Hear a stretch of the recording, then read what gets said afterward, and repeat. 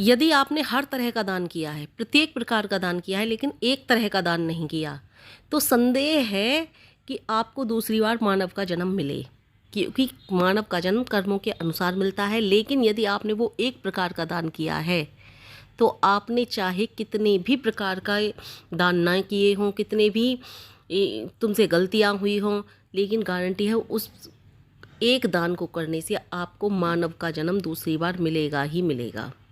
तो वो कौन सा दान है? तो धन का दान नहीं। धन का दान यदि आप करते हो तो आप देखोगे कि धन का दान करने वाले व्यक्ति भी, काफ़ी धन होता है लोगों के पास, लेकिन आपने यदि कोई जानवर पाल रखा है, बिल्ली है, कुत्ता है, तो वो भी तो धन का सदुपयोग कर रहा है, क्योंकि आपने धन का दान किया है। हमने देखा है बहुत बड़े बड़े अमीर घरों में, बहुत बड़े बड़े अमीर घरानों में कुत्ते इतना ऐशो आराम की ज़िंदगी गुजारते हैं कि एक मानव के लिए भी नहीं मिलती। बिल्लियाँ इतनी आराम की, ऐशो आराम की ज़िंदगी गुजारती हैं कि एक मानव के लिए नसीब नहीं है वो ज़िंदगी। तो धन के दान से नहीं, रोटी के दान से। रोटी तो कुत्ता बिल्लियों को भी देते हैं लोग, तो रोटी का दान, अन्न का दान वहाँ भी मिल जाएगा। तो वो कौन सा दान है ऐसा जिससे आपको मानव का जन्म मिलेगा? वो दान है शिक्षा का। अब आप कहोगे शिक्षित तो कुत्तों को भी करते हैं लोग, शिक्षित करते हैं, लेकिन वो वाली शिक्षा नहीं।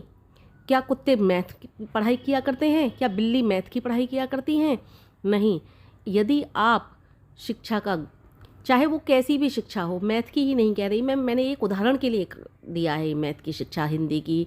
क्या कुत्ते बिल्लियों को इस तरह की शिक्षा थोड़ी दी जाती है कि मैथ की पढ़ो, कि हिंदी की किताब पढ़ो, कि आप किसी भी प्रकार की साइंस पढ़ो? तो यदि आपने शिक्षा का दान दिया है तो ये बात गारंटी से है कि आपको दूसरी बार मानव का जन्म मिलेगा ही मिलेगा।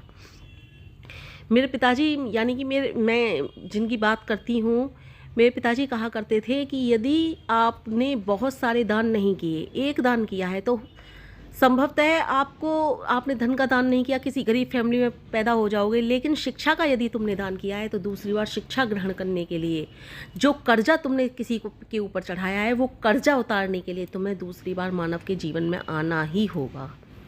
क्योंकि यदि आपने वो कर्जा किसी पर चढ़ा दिया, तो शिक्षा का कर्जा कोई दूसरा व्यक्ति नहीं चढ़ा सकता, नहीं उतार सकता। शिक्षा किसी से बांटी नहीं जाती, शिक्षा का दान तुम्हें स्वयं ही लेना पड़ता।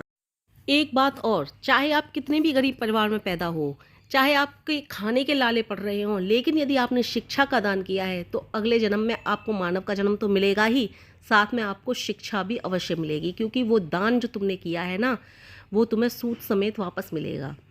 क्योंकि ईश्वर के यहाँ कोई भी चीज़ आप देते हो तो वो सूद समेत वापस मिलती है। यदि किसी को कष्ट दे रहे हो तो सूद समेत वापस मिलेगा। यदि तुमने किसी को धन दौलत का दान किया है तो सूद समेत वापस मिलेगा। लेकिन यदि शिक्षा का दान दिया है तो वो भी सूद समेत वापस मिलेगी ही मिलेगी। इसलिए मैं कहती हूँ आपसे, यदि आप थोड़े से भी शिक्षित हो तो थोड़ा बहुत जो बच्चे ना पढ़ने वाले हैं उनको इस दान को अवश्य कीजिए। शिक्षा का दान निःशुल्क कीजिए। यदि आप, ये भी ज़रूरी है, आपने शुल्क देकर भी दिया है ना शिक्षा का दान, तो शुल्क का शुल्क से रहा संबंध, लेकिन आपको मानव का जीवन जरूर मिलेगा। ये बात सत्य है और इस बात में कोई झूठ नहीं है, कोई दो राह नहीं है कि मानव का जन्म, शिक्षा यदि आपने दान दिया है तो मिलेगा ही मिलेगा।